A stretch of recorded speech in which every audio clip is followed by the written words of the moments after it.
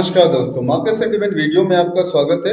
चलिए, हमेशा की तरह हम डिस्कस करते हैं कुछ ऐसे स्टॉक्स के ऊपर जो रिसेंट में बहुत ही अच्छे टेक्निकल जोन के आसपास ट्रेड कर रहे हैं और ऐसे स्टॉक्स को इंट्राडे बेसिस हमें अपने पिक में रख करके चलना चाहिए।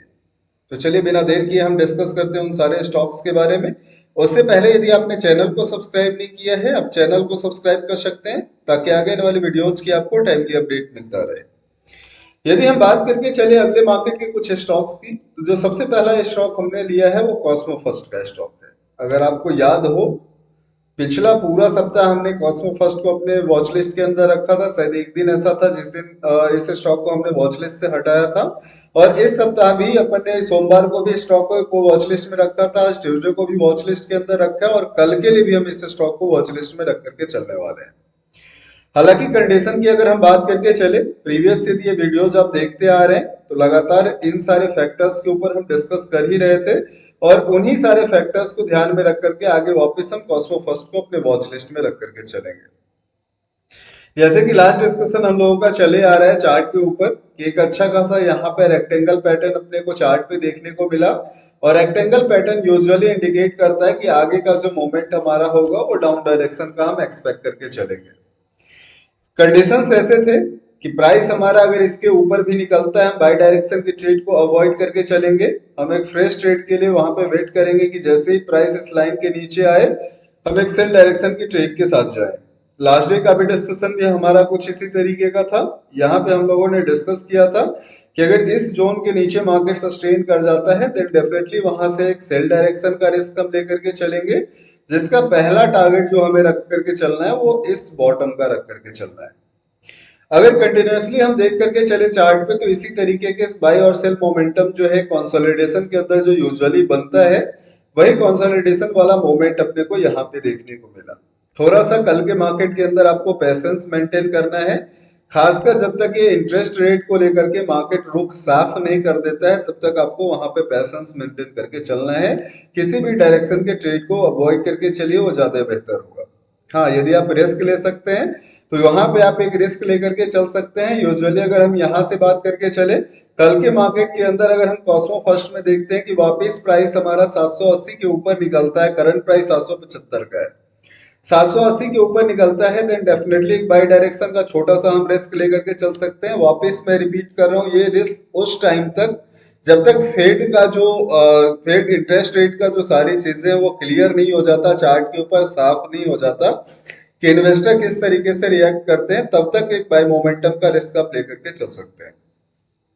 वहीं अगर हम एक्चुअल ट्रेंड की बात करके चले, तो एक्चुअल ट्रेंड हमारा वापस जब प्राइस इस जोन के अंदर आया है, डेफिनेटली यहां से इस रीटेस्ट के साथ हम वापस सेल डायरेक्शन की ट्रेड को प्लान करके चलेंगे। ये हमारा आगे के मार्केट को लेकर के भी कॉस्मो फर्स्ट का लेकर के वही व्यू है और प्रीवियस से भी हम यही व्यू कैरी करके चलते आ रहे हैं।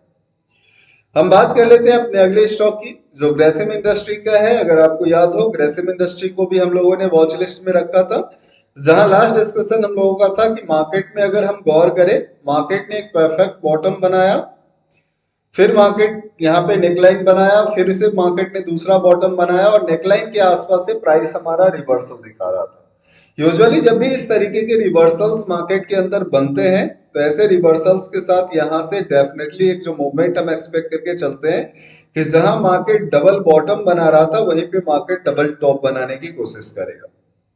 तो चार्ट के ऊपर भी कहीं ना कहीं वही सेल मोमेंटम देखने को मिला। यहाँ भी सेम चीजें हैं, जब तक चार्ट के ऊपर इंटरेस्ट रेट वाला चीजें जो है वो क्लियर ना हो जाए कि किस डायरेक्शन का मोमेंट मार्केट दे रहा है, तब तक हमें किसी भी फ्रेश ट्रेड को अवॉइड करके चलना है। लेकिन अगर हम टेक्निकल कंडीशंस की बात करके चले, तो टेक्निकल कंडीशन अभी भी हमें यही इंडिकेट करके चल रहा है कि अगर हम ग्रेसिम इंडस्ट्री की बात करके चले, आज के कैंडल के लो के नीचे अगर मार्केट सस्टेन करता है, देन डेफिनेटली इंट्राडे बेसिस का एक बहुत ही तगड़ा वाला सेल डायरेक्शन का मूवमेंट अपने को देखने को मिल सकता है। तो इस चीज को कल के मार्केट के अंदर ग्रेसिम में हमें ध्यान में रख करके चलना है। अगर हम बात करके चले जिलेट का, जो हमारा अगला स्टॉक है, जिलेट को भी हम लोग वॉच लिस्ट में रख करके चल रहे थे, लेकिन जिलेट के अंदर पिछले 2 दिनों से हमने स्टॉक को पिक में रखा है और पिछले 2 दिनों से मुझे नहीं लगता कि कुछ इस तरीके का जैसा मोमेंट हम एक्सपेक्ट करके चल रहे थे, वैसा मोमेंट जिलेट के अंदर अपने को दिखाई दिया है। क्योंकि लगातार दोनों दिन के कैंडल को अगर हम देखें, तो ऑलमोस्ट जो चार्ट पे हमारा कैंडल बना है वो कहीं ना कहीं डोजी फॉर्मेशन का कैंडल है, जहां ओपन इक्वल टू क्लोज वाले कंडीशन हम क्या करके चल सकते हैं, मार्केट ने दोनों डायरेक्शन को सेटिस्फाई करने की कोशिश करा है। तो जिस तरीके का एक सेल प्रेशर हम देख रहे थे मार्केट के अंदर, वो भी प्राइस जोन 8870 के नीचे ही हम सेल का स्ट्रेंथ देख करके चल रहे थे। जिलेट के अंदर वो कंडीशंस कहीं ना कहीं मार्केट ने मैच नहीं करा है। तो यहां से अब अगर मैं एक पॉसिबिलिटी की बात करके चलूं, मैक्सिमम टाइम जो मैंने देखा है कि जब भी इस शेप का करेक्शन मार्केट दिखाता है, जो इन्वर्टेड वी का करेक्शन है, फिर यहां से एक हायर पॉसिबिलिटी हो जाता है कि प्राइस हमारा अप डायरेक्शन की तरफ सूट करे। मैं वापस रिपीट कर रहा हूं, पिछले 2 दिनों से लगातार हम सेल डायरेक्शन की ट्रेड एक्सपेक्ट करके चल रहे थे, लेकिन जिस तरीके के आखिरी के 2 कैंडल्स चार्ट पे बने हैं, एक बहुत ही ज्यादा पॉसिबिलिटी, हायर पॉसिबिलिटी की अगर हम बात करके चलें, तो जेलेट के अंदर ये हायर पॉसिबिलिटी बनता है कि एज पर पैटर्न अगर हम देखें, जो चार्ट के ऊपर इन्वर्टेड वी का पैटर्न हमारा बन रहा है, यहाँ से प्राइस हमारा अप डायरेक्शन की तरफ सूट करे, और यदि अप डायरेक्शन की तरफ सूट करता है, इस चीज के लिए इस प्राइस जोन को हमें ध्यान में रख करके सिंपली चलना है। अगर मैं प्राइस आपको अपडेट करके चलूं, 8884 रुपए के ऊपर अगर मार्केट निकलता है, डेफिनेटली वहां से एक बाय डायरेक्शन का रिस्क लेकर के मैं पर्सनली चल लूंगा, क्योंकि इस जोन के ऊपर बायर्स जो है वो स्ट्रेंथ गेन करना शुरू कर देंगे। तो ये जिलेट के अंदर के कंडीशंस हैं जिसे अपने को ध्यान में रखना है। फ्रेश सेल ट्रेड की अगर हम बात करके चले, जैसे लास्ट डे भी हमने डिस्कस किया था, अब जो हम फ्रेश सेल ट्रेड देख करके चल रहे हैं, वो इस जोन के नीचे जो हमारा 8800, जस्ट होल्ड 1 मिनट, मैं यहाँ पे प्राइस अपडेट कर देना चाहूंगा। यहाँ पे अगर मैं जोन की बात करके चलूं, तो जो फ्रेश सेल हम देख करके चल रहे हैं वो 8780 के नीचे ही एक फ्रेश सेल अब हम देख करके चल रहे हैं। जब तक इसके नीचे मार्केट हमारा सस्टेन नहीं करता है, हम किसी भी सेल डायरेक्शन के ट्रेड को अब जिलेट के अंदर अवॉइड करके चलेंगे। बात कर लेते हैं हम अगले पिक की। जो अगला पिक हम लेकर के चल रहे हैं वो भारत फोर्ज का स्टॉक है। भारत फोर्ज को भी हम लोग वॉच लिस्ट में लगातार रखते हुए आ रहे हैं, और भारत फोर्ज के अंदर भी अगर हम देखें तो कंडीशंस कहीं ना कहीं सेम थे जो हमने डिस्कस करे हैं ग्रेसिम के अंदर। यहाँ पे प्राइस हमारा एक अच्छा खासा डबल बॉटम पैटर्न बनाया, डबल बॉटम पैटर्न बनाने के बाद नेकलाइन के आसपास से प्राइस हमारा रिवर्सल दिखा रहा है। तो इस रिवर्सल को हमें ध्यान में रख करके चलना है।